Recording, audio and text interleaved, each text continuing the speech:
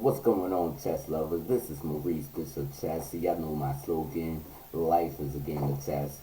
Hey guys, I got a very beautiful game that I would like to share with y'all. This is actually, the opening I played is my secret weapon opening for Black, which is also in my university, guys. And you will get a chance to actually learn about this opening. So, yeah, guys. So, and I actually played against a 2361 player. He's actually a national master title player. So, he's definitely very strong, guys. Definitely very strong.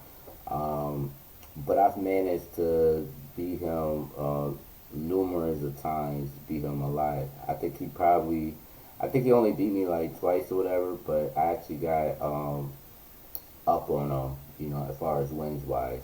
Um, but uh, but again, he's a very good player. I'm not a good player, a great player, a very great player, and he's very strong. So without further ado, let's actually get started, guys.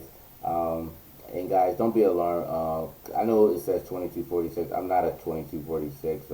Actually a 2307. I'll probably show you. I will show y'all what my rating is now. Once this game is over. All right. So without further ado, I'm actually gonna go through the analysis, and I'm gonna actually show you that way. All right, because I get the chance to, show you different lines and stuff. But anyway, he goes D4 and I go E5 and D6. I'm gonna do self analysis. Uh, he takes, I go bishop G4. He takes and I go bishop capture D6, guys. Obviously, guys, this is a gambit, and many call it the Dutch gambit, or as you see, the engine. I think they call it the Voss gambit. I don't know. It's like a whole bunch of names for it. I don't really know. But again, I haven't seen books on it. I tried looking it up. I couldn't find nothing, guys. Which is why I created a course on it. H3 is played, and I go bishop H5. Obviously, guys, the engine, well, at least on Stockfish, they always recommend taking a knight. But again, in my course, I actually explain why I like keeping my light square bishop. I like the bishop pair and everything, which is one of the reasons why I don't exchange it. G4 is played, bishop G6, bishop G2, and I go knight C6. And then he castles kingside, I go queen E7. Again, guys, the concept of my opening is I want to develop my pieces as fast as possible, and I want to castle queenside as fast as possible so that I can attack as fast as possible, guys. That's pretty much my concept. So anyway, he goes knight c3, and what do? I castle queenside, guys. That's what I do. He goes queen e1, and I go h5. Trying to really attack his on his king side. He goes g5, of course, and I go f5, guys. That's where I go. To be honest with you guys, I actually tried to go f6 or whatever, but I don't know what happened. I guess I mouse slip or whatever.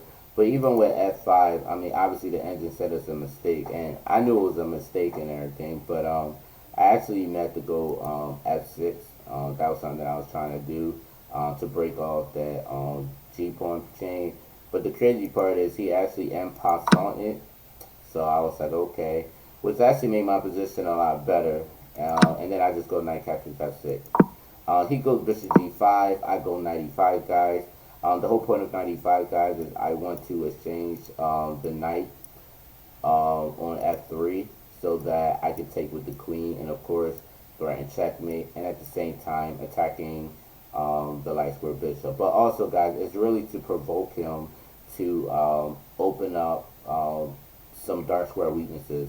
So, for instance, guys, if he takes and I go queen captures e5, if he goes f4, again, even though obviously we know that my threat is queen h2 check or checkmate, but by him going f2 or f2 to f4, I caused him or provoked him to cause some dark square weaknesses, as you can see.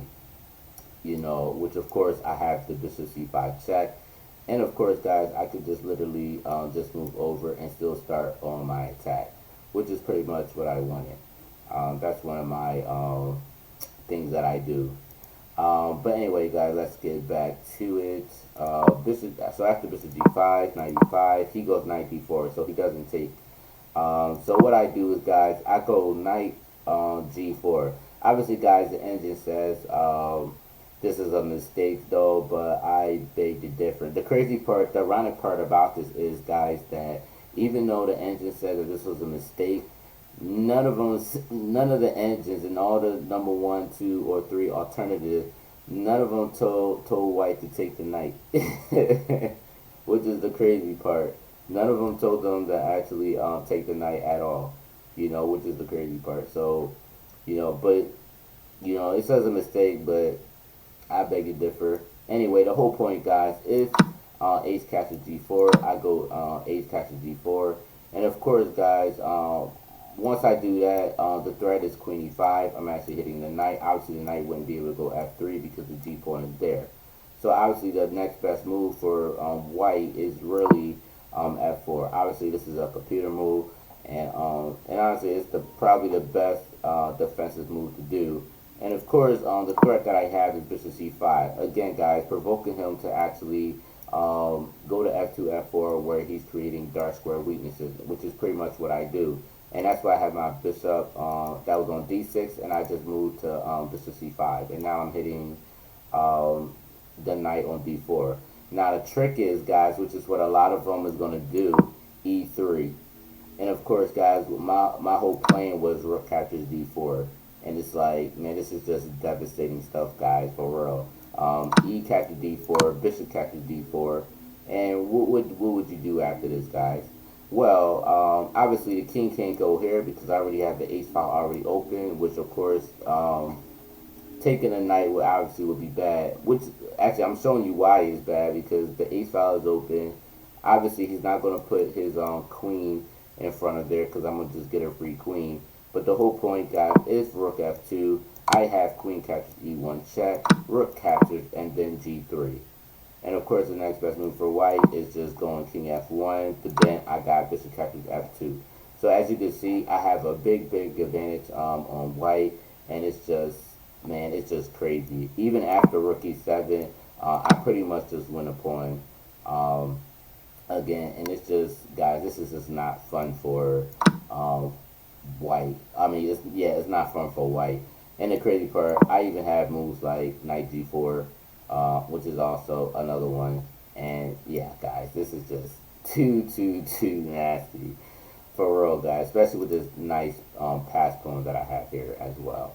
So now that y'all know what's going on, after you take the knight on ace file, now we can begin, what happened. Alright, so okay, I'm trying to get to, okay, here we go. If I click on it, here we go. So, alright, so guys, knight d4. Alright, so knight d4, knight g4. Obviously, he doesn't take the knight at all. So, he goes e4. I go queen e5. Obviously, guys, I'm hitting the knight at the same time, threatening checkmate on ace 2. Big threats, right? He goes knight f3, the only way to defend. And I go back to queen e7. He goes knight d5. But of course, guys, I already knew he was going to go knight d5. I mean, that's the whole point of me doing it. I go queen e6. And pretty much I'm provoking him to open up more stuff for me. So I guess this open 2 is kind of like psychological as well. He goes knight captures f6. I go g captures f6. He goes bishop e3. And I go knight e5. Again, I wanted to keep the pressure. I didn't want to just take the dark square bishop because, again, I want to keep the pressure.